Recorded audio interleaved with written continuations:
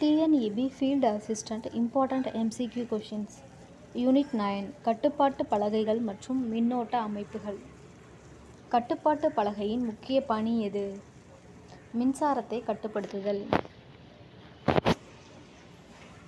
கட்டுப்பாட்டு பலகையில் பயன்படுத்தப்படும் முக்கிய சாதனம் எது? MCP. வயரிங் முறையில் பாதுகாப்பு கருவி எது? ஃபியூஸ். வீட்டு வசதி வயரிங்கில் பொதுவாக பயன்படுத்தப்படும் முறை எது? ட்ரீ முறை. கட்டுப்பாட்டு பலகையில் மின் ஒழுங்கு அளவை காட்டுவது எது? அம்மீட்டர். சாக்கெட்டில் மின் பாய்ச்சி செல்லும் வயர் எது? பாச் வயர். வீட்டு மின்சார வயரிங்கில் தவறாமல் அமைக்கப்பட வேண்டியது எது? ஃபியூஸ். ஃபியூஸின் முக்கிய பணி என்ன? மின் காப்பு செய்தல். MCP என்பதன் விரிவாக்கம் என்ன? மின்சார சுற்று முறிவு. கட்டுப்பாட்டு பலகையில் குறுகிய சுற்றை தடுப்பது எது? மேற்கண்ட அனைத்தும். Fuse, MCP, RCCP. வயரிங் செய்யும்போது பயன்படுத்தப்படும் அடிப்படை பொருள் எது? செம்பு. இரட்டை கட்ட வயரிங்கில் எத்தனை பாச் வயர்கள் இருக்கும்? 2. கட்டுப்பாட்டு பலகையில் உள்வரும் மின்சாரம் எதன் மூலம் வரும்? கேபிள். வீட்டு மின்சார வயரிங்கில் பயன்படுத்தப்படும் வோல்டேஜ் எவ்வளவு? 230 வோல்ட். தொழிற்சாலைகளில் பொதுவாக பயன்படுத்தப்படும் மின் வழங்கல் முறை எது? 3 கட்ட முறை. கட்டுப்பாட்டு பலகையின் உள்ளே கேபிள்கள் செல்லும் இடம் எவ்வாறு அழைக்கப்படுகிறது? Cable trunk. மின் தாக்கம் தவிர்க்க பயன்படுத்தப்படுவது எது? Earthing wire. வயரிங் செய்வதற்கு முன் மின்சாரத்தை துண்டிக்க பயன்படும் கருவி எது? ஐசோலேட்டர். 3 கட்ட மின் வழங்கலில் பாச் வயர்கள் எத்தனை? 3. டிஸ்ட்ரிபியூஷன் பலகையில் காணப்படும் முக்கிய பொருள் எது?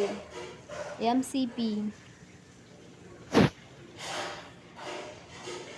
வயரிங் செய்யும் போது அதிகமாக பயன்படுத்தப்படும் நிறங்கள் எவை?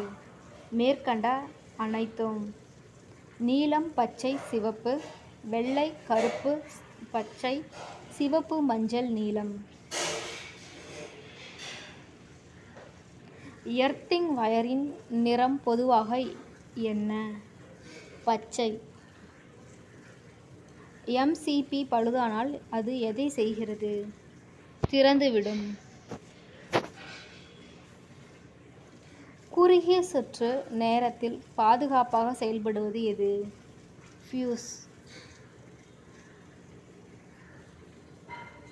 கட்டுப்பாட்டு பலகை அமைக்கப்படும் இடம் எவ்வாறு இருக்க வேண்டும்? குளிர் மற்றும் உலர் இடம். ஃபியூஸ் உடைந்த பிறகு என்ன செய்ய வேண்டும்? புதிய ஃபியூஸ் பொருத்த வேண்டும். வயரிங் முறைகளில் அதிக பாதுகாப்பானது எது? Concealed wiring. வீட்டு சாக்கெட்டில் எத்தனை துளைகள் உள்ளன? 3. மின்சாரத்தை அணைக்க பயன்படும் கருவி எது? சுவிட்ச். மின் கேபிளில் இருக்கும் உள்வெளி மூடியின் பெயர் என்ன? இன்சுலேஷன். எர்த்திங் செய்யப்படாத கருவியை தொடும்போது என்ன நடக்கும்? மின் தாக்கம் ஏற்படும். நியூட்ரல் வயர் எவ்வளவு மின் அழுத்தம் கொண்டது?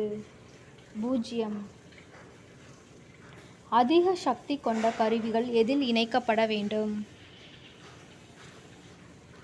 Heavy duty socket. வீட்டு மின்சாரம் வழங்கப்படும் போது பொதுவாக எந்த முறை பின்பற்றப்படுகிறது? ஏசி 3 கட்ட. கட்டுப்பாட்டு பலகையில் அதிக வெப்பம் ஏற்பட்டால் என்ன செய்ய வேண்டும்? கேபிள் வெட்ட வேண்டும். வயரிங் செய்யும்போது எந்த விகித முறை பின்பற்ற வேண்டும்? மேற்கண்ட அனைத்தும்: பாதுகாப்பு விதிமுறை, மின்சார விதிமுறை, தேசிய மின்சார விதிகள். கட்டுப்பாட்டு பலகையில் பயன்படுத்தப்படும் உலோகத் தாள் எது? MS sheet. எர்த்திங் செய்ய பயன்படும் உலோகம் எது? செம்பு. LED குறியீட்டு விளக்கு பலகையில் எதை காட்டும்? மின்சாரம் உள்ளது என்பதை காட்டும். கட்டுப்பாட்டு பலகை பொதுவாக எத்தனை கதவுகளுடன் செய்யப்படும்? 1. வயரிங் செய்யும்போது வயர்கள் ஒன்றுடன் ஒன்று மோதாமல் இருக்க எது பயன்படும்? Insulation tape. வயரிங் முறைகளில் மிகவும் பழமையானது எது? Open wiring. MCP மீண்டும் இயங்க எப்படி செய்வது? சுவிட்ச் ஆன் செய்ய வேண்டும். கட்டுப்பாட்டு பலகையின் உள் பகுதியில் குறைவான இடத்தில் கேபிள் இணைப்பது எவ்வாறு அழைக்கப்படுகிறது? Cable joint. வயரிங் முறையில் அதிக செலவு ஆகும் முறை எது? Open wiring. குறுகிய சுற்று ஏற்பட்டால் மின்சாரம் எப்படி பாயும்? குறைவாக. கட்டுப்பாட்டு பலகையின் உள்ளே அதிக வெப்பத்தை தவிர்க்க என்ன செய்யப்படும்? வென்டிலேஷன் ஓட்டை அமைத்தல். சுவிட்ச் பலகையில் பொதுவாக இருக்கும் பொருள் எது? மேற்கண்ட அனைத்தும்: ஃபியூஸ், சுவிட்ச், சாக்கெட். வயரிங் செய்யும்போது கருவிகள் எவை தேவை? மேற்கண்ட அனைத்தும்: plier, screwdriver, insulation tape. Wiring முறையில் பாட்ச் வயரிங் நிறம் பொதுவாக எது? சிவப்பு. MCP அதிக சுமை வந்தால் என்ன செய்கிறது? தானாக ஆஃப் ஆகும். எர்த்திங் செய்யப்படும் முக்கிய நோக்கம் என்ன? மின் தாக்கத்திலிருந்து பாதுகாப்பு. பஸ்பார் பொதுவாக எதனால் செய்யப்படும்? செம்பு. டிஸ்ட்ரிபியூஷன் பலகையில் காணப்படும் எர்த்திங் இணைப்பு எதற்காக? மின் தாக்கம் தவிர்க்க. சாக்கெட்டில் 3 துளைகளில் பெரிய துளை எதற்காக? Earthing wire. வீட்டு மின்சாரம் பொதுவாக எந்த அடிக்கடி வழங்கப்படுகிறது? 50 ஹெர்ட்ஸ். ஃபியூஸ் எவ்வாறு செயல்படும்? வெப்பத்தால் உருவாகும். வீட்டு வயரிங் முறையில் பொதுவாக எந்த கேபிள் பயன்படுத்தப்படும்? Twin core cable. கட்டுப்பாட்டு பலகையின் கதவிற்கு பொருத்தப்படும் குறியீட்டு விளக்கு எதை காட்டும்?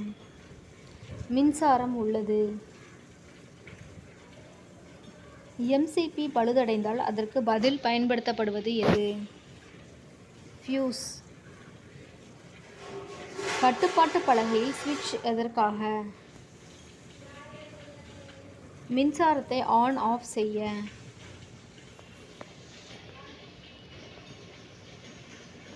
வயரிங் செய்யும்போது கேபிளின் தடிமன் எதனால் தீர்மானிக்கப்படுகிறது?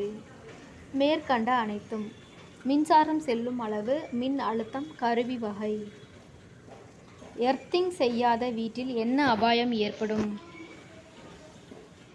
மின் தாக்கம் ஏற்படும். சாக்கெட் வயரிங்கில் எப்போதும் பாட்ச் வயர் எந்த பக்கத்தில் கொடுக்கப்படும்? வலது பக்கம். சுவிட்ச் எந்த வயரில் இணைக்கப்படும்? Batch wire. வயரிங்கில் அதிக மின் அழுத்தத்தை தடுப்பது எது?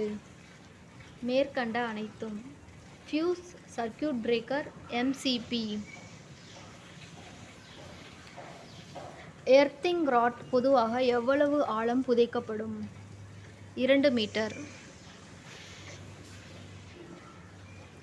கட்டுப்பாட்டு பலகையில் எம்சிபி அமைக்கப்படுவது ஏன்? அதிக சுமை பாதுகாப்பு.